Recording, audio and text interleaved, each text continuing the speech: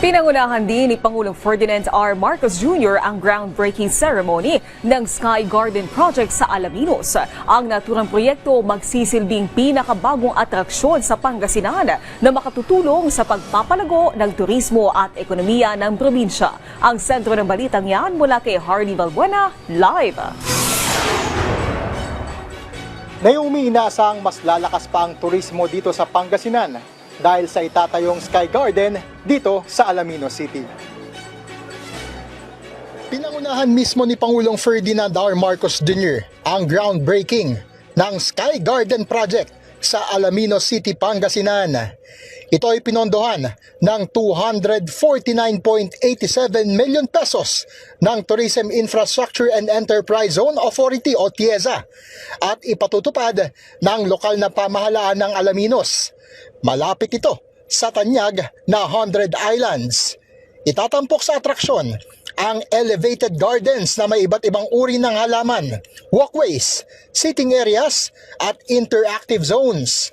Kasama rin sa disenyo ang parking areas, commercial center at multi-purpose hall.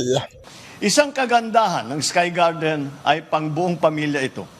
Kami na tinatawag na Gen Z, pwedeng mag-vlog at mag-my day dito. Para naman sa mga magulang at mga senior natin, nandyan ang elevated garden. Pero kailangan hindi sila mahirapan umakyat para ma-enjoy nila ang mga garden na ito. Bukod sa pagpapalakas ng turismo, inaasahang lilikarin nito ng 200 trabaho para sa mga lokal ng Alaminos.